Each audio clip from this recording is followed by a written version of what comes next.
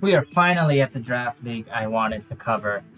There's at least one more league I've completed, and I did have a good run there, but I'm not sure if I have the time or the interest for it at the moment. What I do have an interest for is this league, and you can probably figure out why based on the title. So, how did I draft so many Mons when everyone else is limited to 9 to 11? First, let's introduce the league. This is Legends Alliance Season 3. I actually played in their off-season about 4 months before joining this one. The off-season was a Radical Red draft, and I was still riding that ROM hack high, so I just had to try it out. I ended up losing in the first round of playoffs, but now the admins can at least attest to my skill that I don't belong in the lowest division. So for Season 3 of Legends Alliance, it was my first ever Gen 9 Nat Dex, and I was put in the middle division, Verity. Keep in mind that the start of this season is still the early Gen 9 days, so think January 2023. So here's how I created an army. The drafting process began shortly after my loss against that Palafin from the Smogan kickoff draft. Remember that one? Since I was second in the draft order, I got to pick an overpowered Mon really early. And because of that Palafin beatdown was still fresh in my mind, I thought, if you can't beat him, join him. So, Palafin will be the leader of my draft. Palafin has a monstrous attack stat, and just good stats overall, comparable to an Uber, which is a big reason it got banned in OU. It's got extra powerful priority, a pivot move, setup potential, encore, and with a base 105 special attack, with moves like Grass Knot, Aura Sphere, and Boom Burst, even physical walls aren't a surefire answer against it. Its only weakness is that you need to spend a turn switching out to activate those beefy stats. Just like Qian Pao, I've never actually used this Mon before, so hopefully I get the playstyle down. And yes, this counts as one separate Pokemon, the baby Palafin. And then when you change its forms to the hero one, that is the stats that I'm talking about. So in this league, you're allowed to have up to 3 Terra Captains, with a point total of 32. Each may also pick between 2 Terra types. However, Terra Blast is banned. So Palafin just had to be my Terra Captain, but since it's at 18 points, my other 2 captains would need to be a mid-tier and a low-tier. Palafin needs this Terra to be super juiced up. The 2 Terras of my choice is Water and Grass. Water obviously boosts its 3 biggest moves, Jet Punch, Flip Turn, and Wave Crash. And for Grass, I did consider Steel before, so then I can counter Amoonguss better. But Grass is more versatile. This shields me from incoming Grass and Electric attacks, while providing me a stab bonus to Grass Knot. Bulky Waters are a common check to Palafin, so Terra Grass is a great way to scare them away. So when I was prepping for my next pick, I decided on making a theme team. At the same time of this draft, I was playing the low tier league alongside this. You saw my coverage of that. So my fun experience with Mono Intimidate made me want to try another theme. At first I was thinking, Mono Priority? Palafin's signature move is a priority move after all. So I wanted to go with Greninja and their Cinderace to give me some priority alongside Hazard and Hazard Control. Both of them got sniped. In fact, a million of my planned picks got sniped throughout the entire process. Yaskarada, Glow King, Starmie, Raikou, King Gambit, Dunsparce, and Polion. And yeah, so much stuff were taken before I could get to them. But back to my theme. I could do the Mono Pivot, but all the Chili Reception users were taken. Finally, when I considered adding Gourgeist to the team, I realized what my theme should be. Interchangeable forms. The plenty of combinations I can pull off with them will make my team a nightmare to prep for.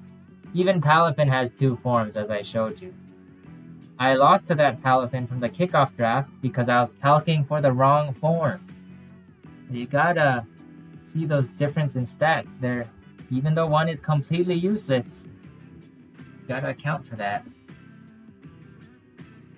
So anyway, most of these form changes are a bit on the cheaper side, so we'll get to them later. You'll also notice that I loosely combined my other theme ideas of priority and pivot spam. So my next pick is Glimora. It does not contribute to the theme, but look, it's a hazard stacker, a spinner, and a stall breaker with that high special attack and corrosion with toxic. It's got a good speed tier and a safe amount of bulk to be pretty flexible.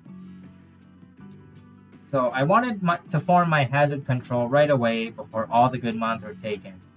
My third pick was my magic bouncer, Hatterene. I don't have much experience with this mon, I just know it's pretty sturdy, has mystical fire, and can spread paras reliably with Nuzzle. I can pivot with Dry Baton Pass too. And I can also tell it's a 9-point mon, but that is very cheap for what it does.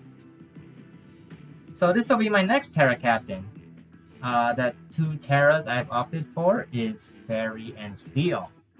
Terra Fairy gets rid of that pesky Psychic type and makes Draining Kiss a better healing tool, while Terra Steel flips my weaknesses and allows me to magic bounce and set up on common Toxic Spike users. Finally, to complete the hazard control core, we have my Defogger. Caesar. This mon complements pivot and priority spam with some of the strongest bullet punch and U-turns out there.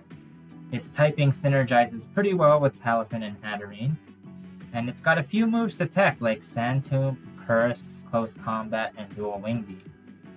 You'll see that these moves I've included are all priority or pivot moves because that is the other themes I've been going with this draft.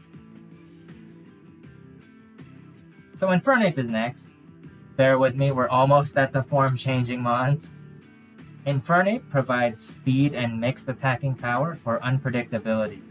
It's got priority on both fronts and has key fire and fighting stab for the team. It's my only other hazard setter, so I can only describe this mon as the offensive glue to the team. Now here's the first form changer. Drafting Silvally comes with all the types, so that counts as 18 mons.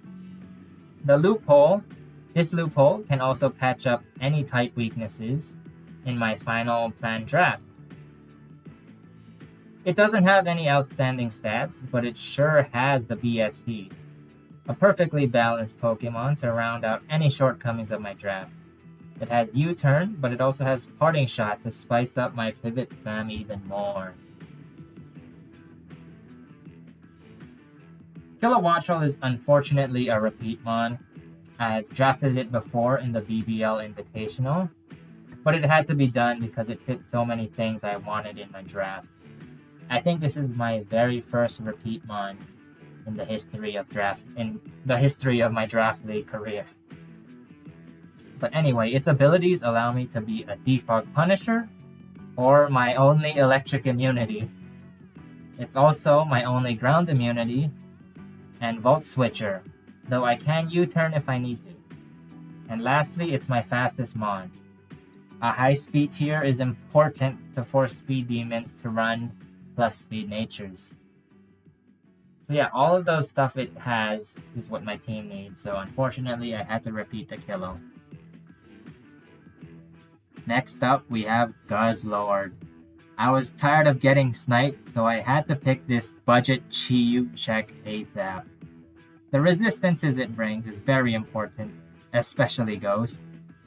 And once again, we have a mon capable of attacking from both sides of the spectrum. Knockoff is a great move to have, and I can customize its EV spread to be a wall on whichever side I need more.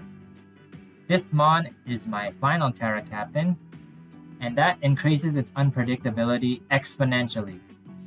We have Terra Ground, which gives me another electric immunity while boosting Earthquake, and Terra Steel once again, flips most weaknesses, and it also powers up Heavy Slam. Both Terras give me a rough resist, which I'm lacking. Next, we have our resident spin blocker, Goregeist. I picked this Mon because, like Palossand, it has a surprisingly good matchup versus many of the strong spinners, such as Tusk and Exca. Bulky ghosts are hard to come by, and its move pool is much more diverse than Palossand. The fun part is that it adds to priority spam, and I get to work with 4 forms. The bigger the size, the more HP and attack it gets at the cost of speed. I have no experience with this Mon, but I heard that in draft it mostly sticks to the super small or the super large form. I'm sure we'll find a use for the other forms in between. Next up we have Meloetta. This is the most drastic form changer.